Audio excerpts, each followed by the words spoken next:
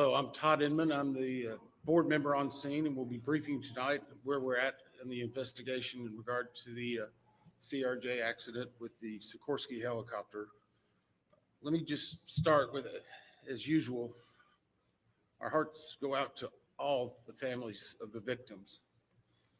In fact, I just spent the last several hours with them before we came here, and I apologize that we had to move this back. But they are one of our primary concerns, along with making sure we get factual information out. They are having it's a hard time for them, obviously. And we want to do everything we can to make sure they get the most accurate information and factual. And has always been at the core of the NTSB mission. Our job is to just come out with the probable cause, but then more importantly, make recommendations so that this type of tragedy never occurs again. So today, I know yesterday you saw the chairman, myself, and all the board members here. I just want to let you know they are still actively involved with this. We're just trying to make sure we're dividing and conquering. The chairman and I have had multiple conversations today. She's helped out a lot in making sure we're getting the investigative needs we have. And she's at the command post right now working with some of our people. I'd like to start by just thanking the first responders. When this first happened, a unified command was set up, and we had a lot of important people that came and worked with us.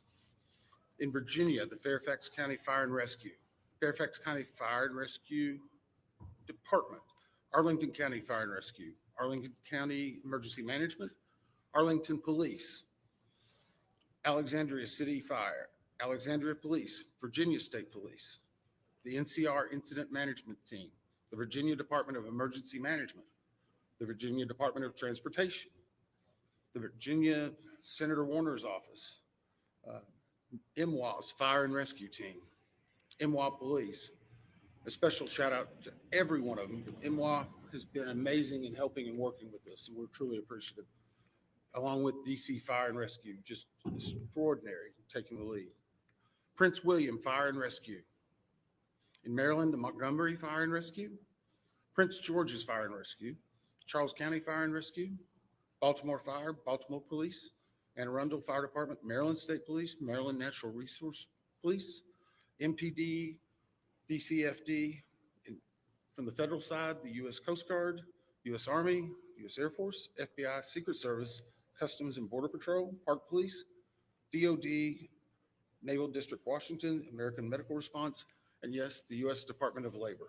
All of those have been amazing partners and are one of the reasons why that this investigation continues to progress the way we want it to. As I said, we did family briefings last night, and today there are over 100 family members that are now in the area receiving briefings, and as part of the legislative requirement, receiving family assistance. They have been briefed by the medical examiner, the fire chief, NTSB chairman, and myself, along with the family assistant unit from PSA Airlines. In regard to NTSB staff, all staff are now on scene that have been requested. And I want to point out one specific staff member because we're doing a joint NTSB and DOD investigation. The NTSB actually has a Black Hawk certified pilot on staff, on our personal staff, based out of Alaska. Once we realized the dynamics and the intricacies of the Black Hawk, we have brought that member in. They are on scene now, providing direct technical assistance to the NTSB. Now, it does not mean that the DOD is not working and helping with us, but in order to maintain our independence, we have our own Black Hawk certified pilot in the working group for helicopters. Regarding salvage at this point, the Navy Supervisor of Salvage is conducting salvage operations at the current time. Barges are en route from Virginia Beach, and we anticipate them to be on scene early tomorrow morning. After their arrival, they will be secured and located, and then significant salvage operations will continue. They are ongoing right now, but this will be the main lifting. It's being done in conjunction with the DC Medical Examiner's Office in order to make sure simultaneously that any additional victims are recovered and immediately turned over to them for identification and returned to their families. SupSal, which is the supervisor of salvage, is also conducting a debris mapping right now. This will help in our post-accident analysis of how the machine actually reacted to the incident. It'll also help us with understanding some of the airworthiness and crashworthiness and human factors. We have right now two distinct debris fields. One that houses the Sikorsky, which is in comparison to the CRJ, a little bit smaller. The CRJ is in another distinct area, and we consider a little bit larger. The good news is, based upon the initial mapping, while there are some small aspects of that debris field, there are large chunks that will be easily recoverable, and it will aid in the investigation when we bring it into the secured facility that will be located here on MWA. That will help us in the close proximity to be able to review and evaluate. Yesterday, we outlined for you a number of groups that have been stood up. A few of them in particular I want to call out, although every one of them have been working very hard. For your edification, the ATC group, Air Traffic Control, has been conducting interviews today. They're ongoing tonight. They will be ongoing for probably the next few days. We've had full cooperation in getting the witnesses that we need to gain those interviews. We will then take that information and match it with other data that we're receiving, and if necessary, conduct follow-up interviews at a later time. Our operations group now has on site an exemplar airplane similar to the CRJ 700. It's on a hard stand here at MWA. They will use that to evaluate cockpit configuration, seating, things like that. So whenever the salvage comes up, we're able to use an exemplary aircraft to match it against examples such as where maybe switches are, navigational aids, electronics. It is almost the exact same configuration as the incident aircraft. I want to clarify one thing. There's been a lot of questions and discussion regarding manifest. Let me make this very clear. The NTSB will not and has not released a manifest. We have not in our history, not in our past. We will not be in this accident. In fact, there's specific congressional language that whenever it is in our possession, it is not available through the Freedom of Information Act. It will not be included in our report. We will not be putting any names of any of the victims. Any release of that information will come from other individuals or groups. Regarding the recorders, as many of you saw last night, we recovered from the CRJ 2 separate recorders. One was a FDFR, that is a flight data recorder. FD. That was actually in what we consider good condition. As part of that process, it was soaked in alcohol overnight. It was then opened today, and we have a high level of confidence that we will be able to get a full download in the very near future. Now, once we do have that download, we will not be releasing immediately the information regarding it. We will have to go through, correct the data sets, make sure they're synchronized. This has approximately up to possibly 2,000 data points. Is that right, Bryce? So all of that has to be synchronized and looked at. It's a very laborious practice. It takes a lot of time. Regarding the CRJ's cockpit voice recorder, once it was recovered and opened, we found that it had water intrusion. That is not uncommon. It is not an unusual event for us to receive a recorder with water intrusion. We deal with that all the time. Our recorder division is one of the best in the country, in the world actually. We have recorders sent everywhere, so there's a step. The CVR was soaked overnight in ionized water. at which point the team put the CVR into a vacuum oven in order to extract moisture. They are still checking electrical connections to determine if they're ready to try a download. It is one step of many steps that we will take in order to get that data, but we have a very high level of confidence that we will have it. We just have to work through a number of steps. Lastly, on recorders, the Sikorsky, where the CRJ has two separate recorders, the Sikorsky has a combined cockpit voice recorder and digital flight data receipt recorder. It's in one box.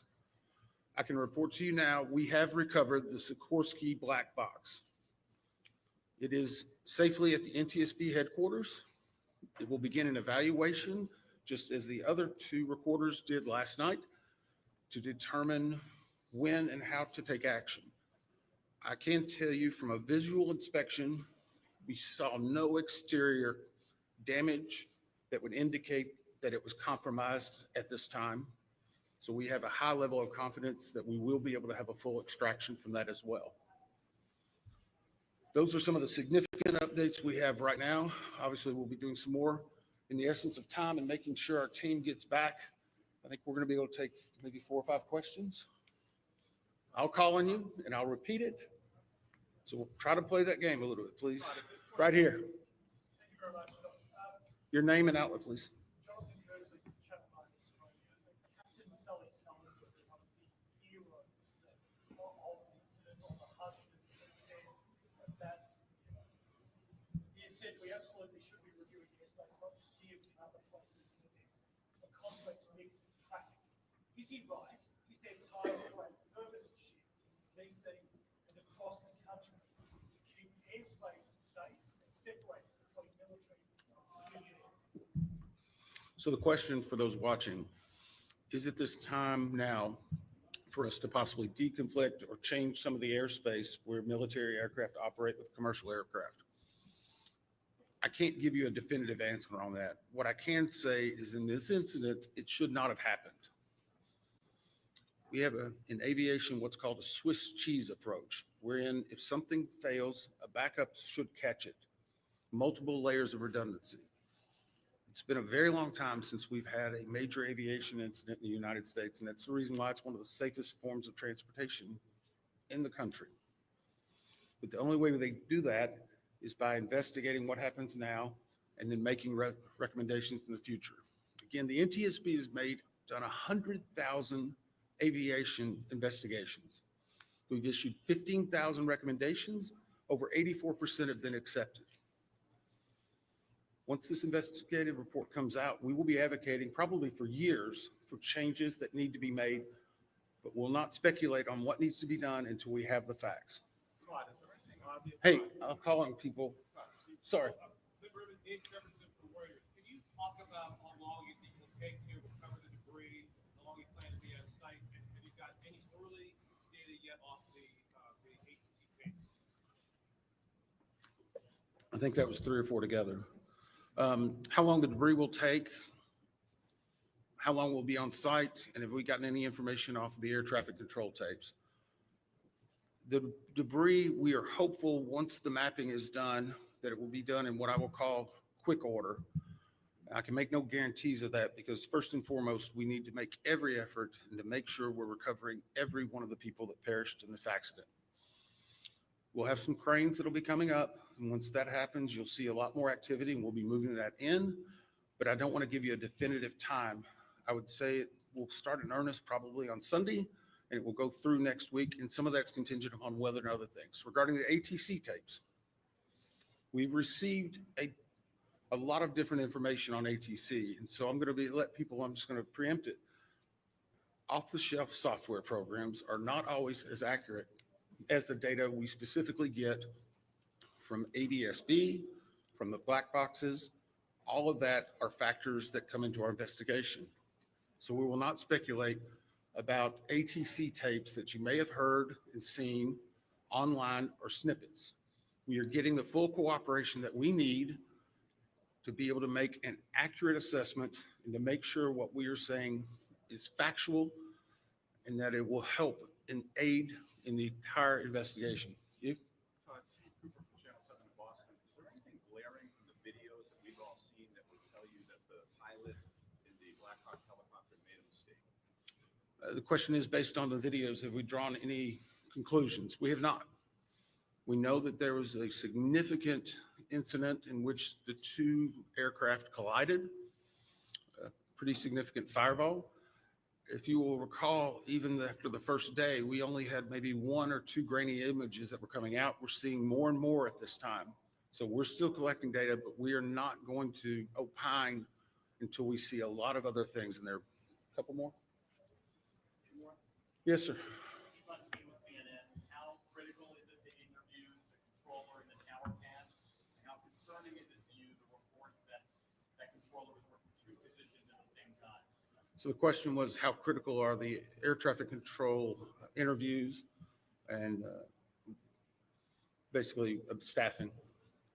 So air traffic control interviews are critical. That's the reason why there's a process in place. That began immediately after the accident. It was preservation of that evidence. It was immediately taking down notes, getting logs, all that information. We will go back and look at any air traffic controller that was involved in this. We'll go back and look at their past probably 72 hours, even 2 or 3 weeks. We'll look at their training, their hiring, everything, what they probably ate that day. But it is not one point that tells us everything.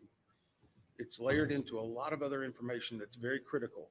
Regarding staffing, the FAA has had a very robust plan in looking at staffing. Obviously, we'll be looking at not only staffing that day, but progressively staffing. How many people, what job functions they were doing. Were they being combined? Were they not? What was the weather outside? What was the number of landings? I recall back during COVID, 1 runway was being used. Runway 1, that was the only one. 33, as traffic came back, started being opened up. So we would look at changes in traffic patterns, construction at the airport, all of that. It all paints a very big picture. Who are you? Sorry.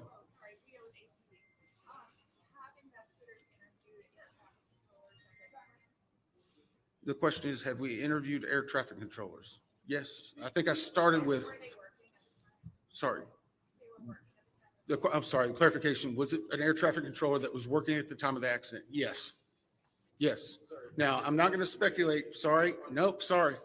I'm not going to speculate. The next question is, was there 1, 2, 3?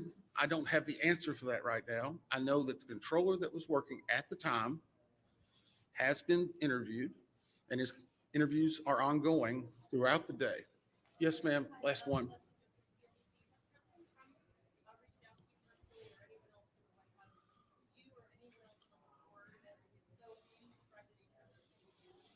The question is anyone from the White House reached out to me or other board members? I won't speak for other board members. I know that the chair did a briefing yesterday. It was publicly discussed and gave some information.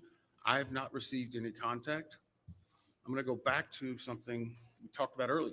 The NTSB is an independent bipartisan board, 58 years as the gold standard. Our job is to find the facts. But more importantly, our job is to make sure this tragedy doesn't happen again, regardless of what anyone may be saying. Our investigators never want to see this happen again, and I never want to have to go back and brief another set of family like that. Thank you. Thank you very much.